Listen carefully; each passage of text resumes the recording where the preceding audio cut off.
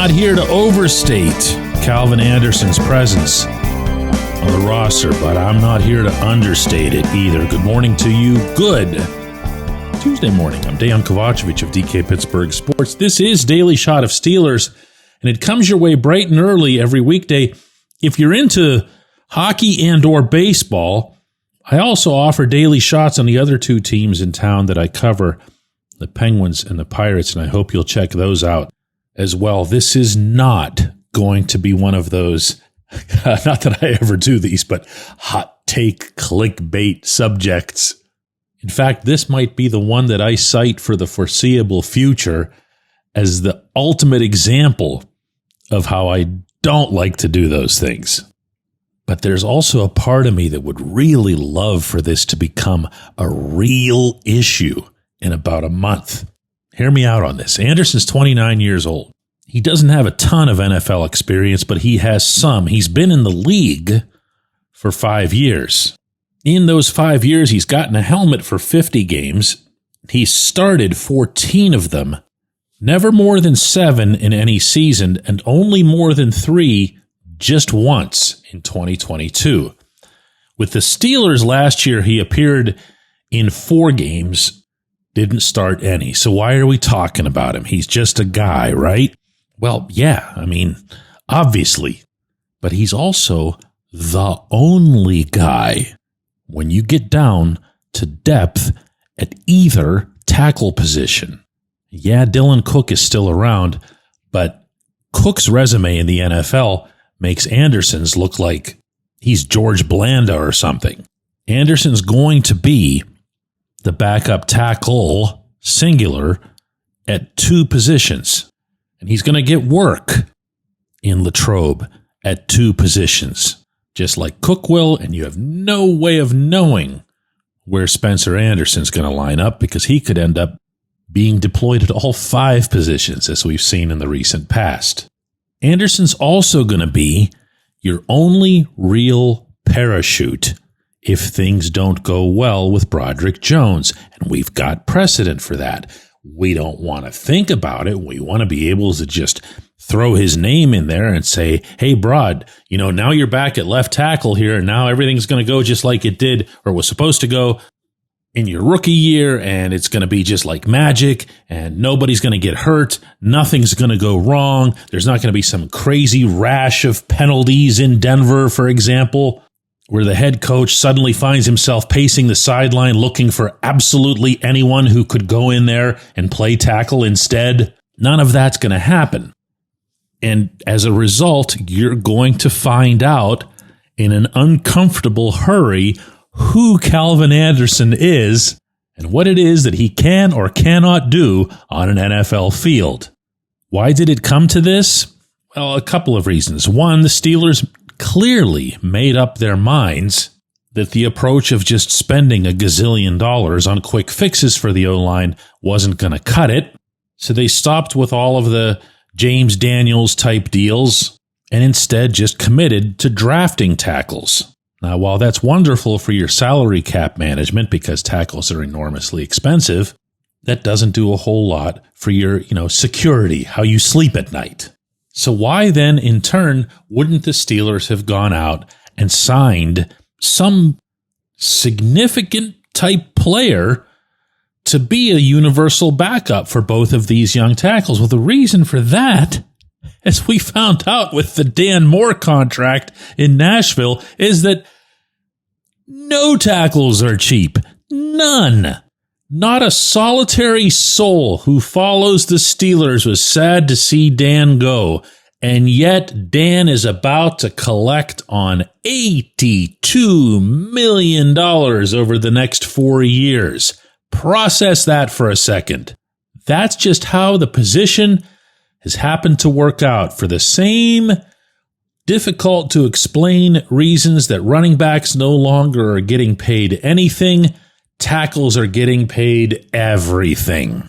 So the best, smartest thing, and I believe this, that the Steelers could have done in this context was to keep the tackles that they had, including the backup tackles that they had, Anderson and Cook. So as I see it, there's one of 2 scenarios that unfold here this summer. Broad and Troy go and take care of business. They show that they're ready for prime time, that they're healthy.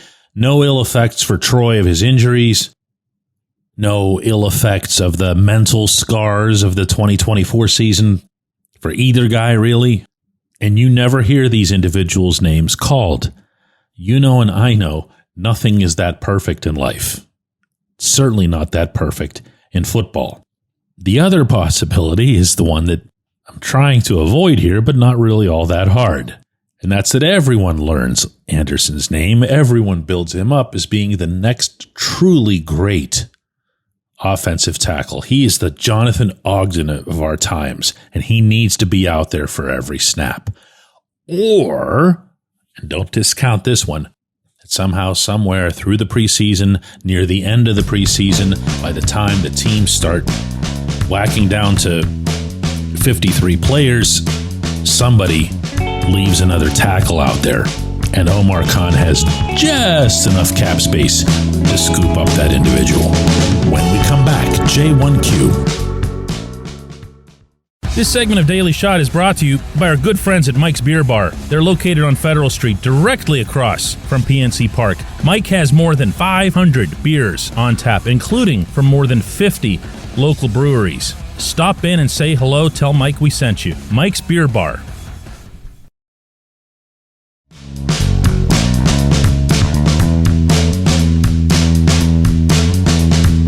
Today's J1Q comes from Ron. It just happens to be related. I don't line these things up, the selections, with whatever the opening segment happens to be, but I had this one picked, and then, well, whatever. Here it is. Ron says, if tackle is still a question mark, and the Steelers aren't going to use Darnell Washington in the passing game anyway, why not just make him a tackle a la Larry Brown and force his buddy Broderick Jones to compete with him? He's athletic and huge, hard to find.